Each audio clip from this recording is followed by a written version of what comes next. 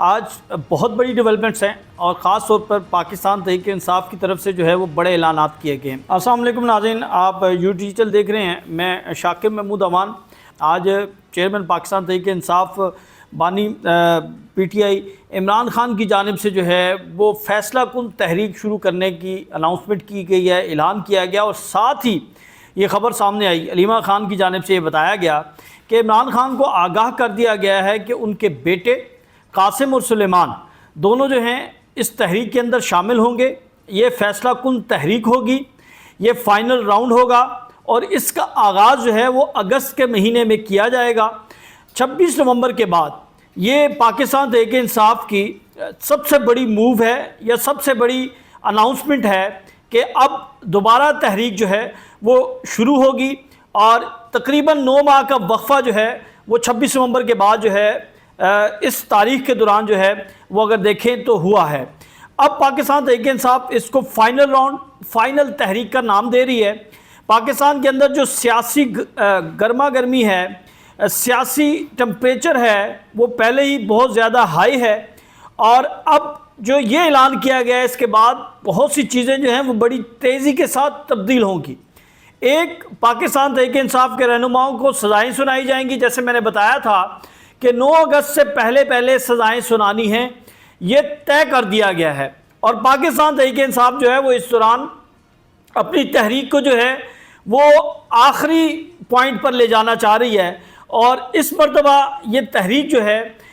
वो लीड करेंगे इमरान खान के बेटे और इमरान खान की बहन। इस मरतबा अली अमीन गंडापुर आपको इस तहरीक के अंदर जो है वो फ्रंट फुट पर बिल्कुल नज़र नहीं आएंगे। इस मरतबा तहरीक जो है हमने बताया था कि ये मुख्तलिफ़ फेजेज़ के अंदर ये तहरीक चलेगी। बुनियादी तौर पर आइंदा आने वाले कुछ दिनों में आप ये देखेंगे कि इस तहरीक का पहला मरहला जो है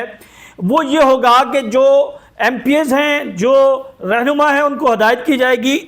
कि वो अपने इलाके में कारकुनों को मोबिलाइज़ करें और एहतजाज करें और फिर दूसरे मरहले में ये एहतजाज जो है वो डिस्ट्रिक्ट की सतह पर होगा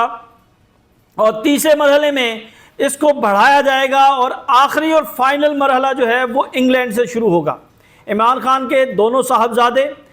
इंग्लैंड से इस तहरीक को शुरू करेंगे, फिर अमेरिका में जाकर एहतजाज किया जाएगा क्योंकि जो तारीख का सबसे बड़ा एहतजाज था वो अमेरिका के अंदर रिकॉर्ड करवाया गया था और अमेरिका में जो पाकिस्तान तहरीक-ए-इंसाफ की तंजीम है और वहाँ के जो लोग हैं वो काफ़ी ज़्यादा मोबिलाइज हैं। वहाँ पर शहबाज गिल भी हैं और दीगर क़यादत भी है। तो अमेरिका में 5 अगस्त को बड़ा एहतजाज किया जाएगा, फिर इसकी लहर जो है वो पूरे पाकिस्तान में फैलेगी। इसके तरीक़ाकार के हवाले से, इसकी हिकमत अमली के हवाले से भी चीज़ें जो हैं वो सामने नहीं आई। ताहम जो बड़ी डेवलपमेंट है वो ये है कि इमरान खान की जानिब से इस तहरीक की मंजूरी दे दी गई है और इस तहरीक के हवाले से उनकी बहनों ने बताया है कि कासिम और सलमान जो हैं वो इस तहरीक को लीड करेंगे। अब क्या 5 अगस्त के बाद वो पाकिस्तान आएंगे? क्योंकि इससे पहले ये बात हो चुकी है कि वो पाकिस्तान आ सकते हैं और जब वो पाकिस्तान आएंगे तो फिर इस तहरीक के अंदर और ज़्यादा जो है वो जान आएगी क्योंकि आलमी सतह पर इससे बहुत ज़्यादा पजीराई मिलेगी। अब इस खबर का आप देखेंगे कि आइंदा आने वाले चंद घंटों में ये खबर जो है वो आलमी मीडिया की जीनत बन चुकी होगी कि इमरान खान की रिहाई के लिए उनके बेटे जो हैं वो अब सामने आ रहे हैं। अब ये चीज़ें जो हैं ये हुकूमत के लिए बहुत ज़्यादा मुश्किलात का सामना होंगी क्योंकि अगस्त, सितंबर, नवंबर ये 3 महीने जो हैं ये पाकिस्तान की पॉलिटिक्स के लिए बहुत ज़्यादा अहम करार दिए जा रहे हैं और आइंदा आने वाले दिनों में जिस तरह इब्राहिम अकॉर्ड की बात हो रही थी, जिस तरह पाकिस्तान तहरीक-ए-इंसाफ को सजाएँ देने की बात हो रही थी, तो ये चीज़ें आप बड़ी तेज़ी के साथ तब्दील होते देखेंगे। एक डेवलपमेंट जो है वो आज की वो 27 यूट्यूबर्स को पर पाबंदी लगाने का मामला है। यानी इस्लामाबाद हाई कोर्ट, इस्लामाबाद के जुडिशल मजिस्ट्रेट ने, अब्बास शाह ने एक हुक्मनामा जारी किया FIA की दरख्वास्त पर और उस दरख्वास्त के मुताबिक, उस हुक्मनामे के मुताबिक ये 27 यूट्यूबर जो हैं ये रियासत मुखालिफ मवाद फैलाने में मुलविस हैं और दौरान इंक्वायरी ये बात साबित हो गई और इस बुनियाद पर यह फ़ैसला जारी किया गया और फिर ये फ़ैसला यूट्यूब ऑफिशियल्स को भेजा गया और उन्हें ये कहा गया कि इन अकाउंट को ब्लॉक किया जाए। ये पाकिस्तान की रियासत के ख़िलाफ़ जो है रियासत मुखालिफ मवाद फैला रहे हैं या अनरेस्ट कर रहे हैं। अब इन यूट्यूबर्स की जानिब से भी मौक़िफ़ जो है वो सामने आना शुरू हो चुका है, वो भी चीज़ें जो हैं वो आपके सामने रखेंगे। लेकिन जो सबसे अहम चीज़ है वो पाकिस्तान तहरीक इंसाफ की जानिब से जो तहरीक का ऐलान किया गया, इमरान खान के बयानात जो हैं वो सामने आए हैं, वो मैं आपके सामने रखता हूँ। इमरान खान का ये कहना है कि मैं जेल में भी आज़ाद हूँ, कौम एक ऐसी कैद में है जहाँ ना आज़ाद अदलिया है, ना आज़ाद जमहूरियत और ना ही आज़ाद मीडिया। तमाम पाकिस्तानियों को हकीकी आज़ादी के लिए बाहर निकलना होगा, आखिरी सांस तक जुल्म के ख़िलाफ़ खड़ा रहूँगा। इमरान खान का ये कहना है कि 26वीं तरमीम के बाद आइन, कानून और इंसाफ को दफन कर दिया गया है। अदालतों से इंसाफ की उम्मीद मुकम्मल तौर पर ख़त्म हो चुकी है। मुल्क गिर एहतजाजी तहरीक के अलावा अब कोई हल नहीं है। इमरान खान ने जो पाकिस्तान तहरीक इंसाफ के रहनुमा विकेट के दोनों जानिब खेल रहे हैं, उनको मुखातिब होकर कहा कि जिन लोगों ने उनके आगे घुटने टेके हुए हैं वो याद रखें, कुछ अरसे बाद यही लोग उन्हें क्रश कर देंगे और आवाम भी इन्हें कभी माफ़ नहीं करेगी। तहरीक इंसाफ का जो अहदेदार इस तहरीक का वज़न नहीं उठा सकता, वो अभी से अलग हो जाए। इमरान खान का ये कहना है कि 6 माह से किताबें बंद हैं, मेरे बच्चों से मेरी बात नहीं करवाई जाती, मेरे वकला और साथी मुझसे नहीं मिल सकते, मेरे अहले खाना को एक हफ्ते बाद चंद मिनट के लिए मिलने दिया जाता है और अक्सर इन्हें भी रोक दिया जाता है। मैं एक ऐसी कैद काट रहा हूँ जहाँ रोज़ाना 22 घंटे मुझे 6.6 यानी 6/6 इसकी जो है वो चौड़ाई है और 8 फुट लंबाई है, इसके सेल में बंद किया गया है और पुलिस एहलकार तक मुझसे बात नहीं कर सकते। उन्होंने कहा कि अब किसी किस्म के मुज़ाकरात नहीं होंगे, सिर्फ़ और सिर्फ सड़कों पर एहतजाज होगा और कौम ज़बरदस्ती के मुसल्लत करता कठपुतली हुक्मरानों से निजात हासिल करेगी। इमरान खान का ये बयान बड़ा अहम है। इस बयान के अंदर उन्होंने 2 से 3 चीज़ें की हैं। एक तो उन्होंने मुल्क गिर एहतजाज का कहा है,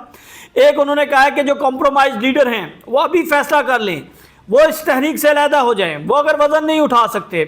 और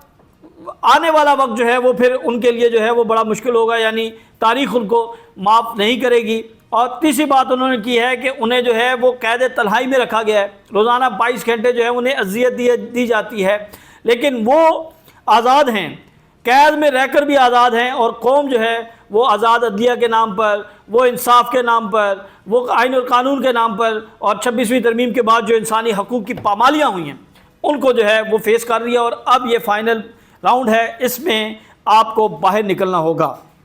27 यूट्यूबर नाज़रीन मैंने बात की थी, ये वो लोग हैं जो कहीं ना कहीं पाकिस्तान तहरीक इंसाफ के ऊपर होने वाले मज़ालिम की बात करते हैं, जो 26वीं आइनी तरमीम के ख़िलाफ़ बात करते हैं, जो आइन और कानून की बालादस्ती की बात करते हैं, जो इंसानी हकूक़ की बात करते हैं। ये वो तमाम लोग हैं जिन पर जो है जिनको ब्लॉक करने का कहा गया है और अब इस पर कानूनी माहिरीन जो है वो अपनी राय दे रहे हैं। वो ये कह रहे हैं कि किसी सूरत जो है ये आइन और कानून के मुताबिक नहीं है, ये इंसानी बुनियादी हकूक़ के ख़िलाफ़ है और यूट्यूब जो है वो इस दरख्वास्त को, रियासत की इस दरख्वास्त को मंजूर नहीं करेगी, मुस्तरद कर दिया जाएगा। आज नाज़रीन गुजरावाला की एक बड़ी वीडियो वायरल हुई जिसकी भैंस उसकी लाठी। अब ये जुमला जो है वो वीडियो अगर आप देखें, गुजरावाला के अंदर जो सिविल डिफेंस के एहलकार हैं वो दुकानदार को मुर्गा बनाया हुआ है, नौजवान को, और इस वजह पर जो अब तक की तहकीकात के मुताबिक ये वजह सामने आई है, जो दुकानदार बताता है कि मुफ्त पेट्रोल नहीं दिया था, उसे कई मिनट जो है वो मुर्गा बनाया गया, उसकी वीडियो जो है वो मौजूद है, वीडियो वायरल हो चुकी है, लेकिन अभी तक किसी इदारे की जानिब से कोई